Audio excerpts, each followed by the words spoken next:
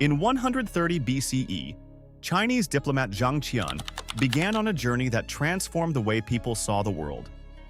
His mission was straightforward: to venture into the territories to the west of China, to establish trade routes, and to find partners in the kingdoms to the west of the desert. But he returned with much more than facts. Zhang did not merely return with maps and information on distant kingdoms. He came back with a vision of a world connected by trade, by ideas, and by shared interests. The Silk Road, which began with his travels, opened a new chapter in human history. The Silk Road was an old trade route that stretched more than 4,000 miles from China to the Mediterranean.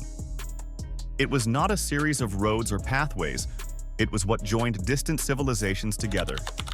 For centuries, the Silk Road served as a bridge between the East and the West, helping the exchange of goods, culture, religion, technology, and knowledge. Empires rose and fell along its routes, but its impact on shaping the modern world is unmistakable.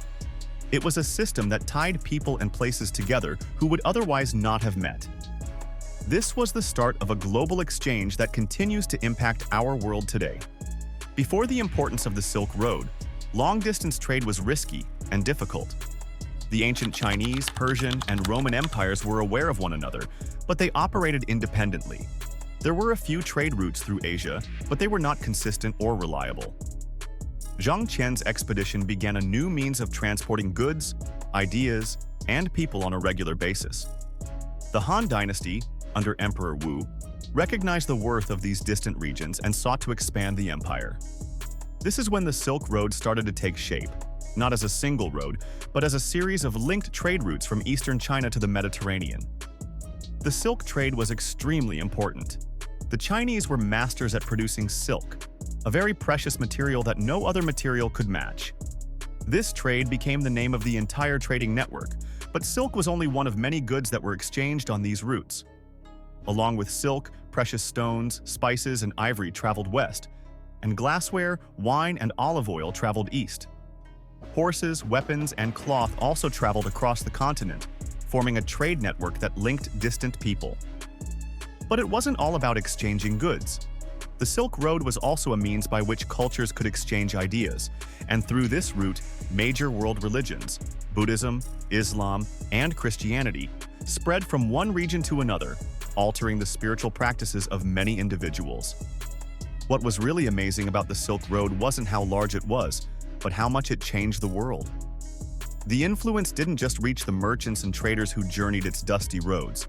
It reached kings, generals, and scholars. It influenced entire societies. The exchange of knowledge along the Silk Road was extremely important. China, for instance, didn't just export silk and tea. It also exchanged paper-making methods, gunpowder, and the compass, devices that would go on to change the world. India's mathematical concepts, including the idea of zero, also traveled to the west, changing the path of science and technology forever.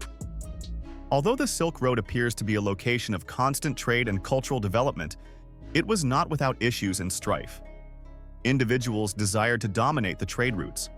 Powerful empires such as the Roman Empire, the Sassanid Empire of Persia, and the Mongols attempted to dominate the region. This resulted in a constant shift in power, with new kingdoms emerging and others collapsing. The road was not always secure, as travelers were subject to theft, natural disasters, and the possibility of being attacked by enemies. The Silk Road wasn't one long road. It was a series of routes that went across Asia, each influenced by politics, geography, and hazards of the day. Some routes took merchants through extremely hot deserts, such as the Taklamakan, where temperatures might reach 120 degrees Fahrenheit, while others traversed high mountains such as the Pamirs, where snowstorms and avalanches were ever-present hazards. The fact that merchants were able to transport goods across such difficult land demonstrates the strong human spirit of determination and resourcefulness. There were also hazards other than physical barriers. Cultural clashes occurred frequently, and when civilizations met, things could get more difficult. Nevertheless, the flow of goods and ideas generally went on without interruption. This chaos, this blending of cultures, people, and religions, made the Silk Road significant in history. The transfer of ideas changed history in ways that were difficult to quantify at the time. A good example is the way in which Buddhism spread from India to Central Asia and China, where it became an integral part of culture and philosophy. One of the greatest impacts of the Silk Road was the way it affected the empires along its route. The Roman Empire and the Han Dynasty were two of the greatest powers during the early years of the Silk Road. They never actually met, but they were linked by trade. The Han Empire grew wealthy off the riches generated by the Silk Road, using that wealth to finance military campaigns and expand its borders. The Romans wanted luxury items from the East, so they turned to China and established trade routes through Central Asia. It wasn't easy, though. The Romans and the Parthians, who dominated much of the Middle East, frequently fought over the trade routes. The expansion of the Sassanid Empire in Persia made these issues worse, making the Silk Road a source of constant political strife. The Silk Road was an excellent opportunity to share technology and knowledge. As an example, the Chinese gained the ability to produce glass as a result of contact with the Roman Empire. They went on to educate other people about making paper, gunpowder, and the compass, transforming their own society and the world at large. Other significant inventions through the ages, such as printing, agriculture, and medicine, were transported via the Silk Road. All these inventions found nice spots to thrive in new territories, assisting to fuel advancement far from where they began. Yet the Silk Road had problems along with its triumphs. The Mongol Empire, which came to power during the 13th century, altered the course of the Silk Road extensively. Under Genghis Khan and later his grandson Kublai Khan, the Mongols captured extensive sections of the Silk Road, developing new trade routes like never before.